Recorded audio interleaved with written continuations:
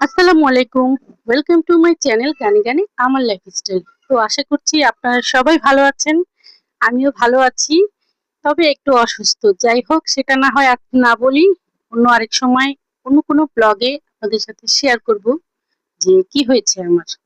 যাই হোক, তো আপনারা সবাই আমাকে সাপোর্ট করবেন এবং দোয়া করবেন, আমার পাশে থাকবেন। তাহলে আমি আমার যাই হোক না কেন আমি একটু মনে শক্তি পাবো। কারণ হচ্ছে আমি অল্প কয়দিনই চ্যানেল খুলেছি বা এই জগতে এসেছি। তো যে কয়দিনই হোক না কেন এখানে এসেছি, কিন্তু আপনারা এর মধ্যেই আমার আপন হয়ে গেছেন। তো আপনারা আমাকে রীতিমতো অনেক সাপোর্ট করছেন। তো আশা করছি ইনশাল্লাহ আপনাদের সাপোর্ট, আপনাদের ভালোবাসা, আপনাদের দোয়া থাকলে আমি অবশ্যই এগিয়ে যাব। আমি থামবো না। তো আর আমার এই জগতে কেন আসলাম, চ্যানেল কেন খুললাম, সেটা নিয়েও আরেকদিন অন্য কোনো ব্লগে আপনাদের সাথে শেয়ার করব। আপনারা যদি জানতে চান তাহলে আমাকে বেশি বেশি করে কমেন্ট করবেন। তো আপনাদের সাথে আমি শেয়ার করব। তো যাই হোক, আজকে সকালে নাস্তা টাস্তা খেয়ে চলে গেলাম। আসলে মনটা ভালো নেই। তার কারণ হচ্ছে মা। মাকে নিয়ে বলার মতো আসলে কোনো ভাষা আমার নেই। আমি আসলেই ইমোশনাল হয়ে যাই। কারণ মা পৃথিবীতে না থাকলে মায়ের মতো এমন কেউ নেই। মা ছাড়া পৃথিবীটা অন্ধকার, ফাঁকা, মা বাবা ছাড়া। তো আজকে আমার মা চলে গেছে। এই কয়টা দিন আমি অসুস্থ থাকি আর যাই থাকি, মা পাশে ছিল।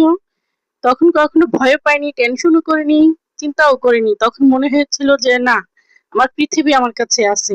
মহান রব্বুল আলমিনের পরে তো মা বাবা। তো যাই হোক, মা চলে গিয়েছে, আজকে অনেক মনটা খারাপ। তো মা তো সবসময় থাকবে না, মা ছাড়া চলতে হবে, ই করতে থাক, মানে এভাবেই সংসার চালাতে হবে। তো যাই হোক, বাসায় নানু ছিল, নানুও যাওয়ার কথা ছিল বাড়িতে মায়ের সাথে। তো নানু যায়নি, নানুকে বলেছি নানু তুমি যেও না, আমার মনটা খুবই খারাপ, তুমি থাকো। তো নানু আমার কথা মতনই থেকে গেছে। তো যাই হোক, নানুর পছন্দে, নানু লইটা শুটকি ভুনা পছন্দ করে, তো তার পছন্দেই আজকে লইটা শুটকি ভুনা করলাম। তারপর গুড়া মাছ রান্না করলাম। তারপর হচ্ছে ভর্তা বানালাম। আমি নিজেও ভর্তা পছন্দ করি। ওই যে আপনারা দেখতে পেয়েছেন কাঁকরোল, তারপর কাঁচকলা এগুলো ছিল, এগুলোকে সেদ্ধ করে ভেজে তারপর ভর্তা বানালাম। তারপর হচ্ছে একটু টমেটো ভর্তা বানাচ্ছি। তারপর চুলায় টক বসিয়েছিলাম। তারপর কচুর মুখি দিয়ে চিংড়ি মাছ। তো সব রান্না তো কমপ্লিট করতে পারিনি, দুপুরে ক্ষুধা লেগেছে। তো এই তো আমি ভাত খেতে বসেছি।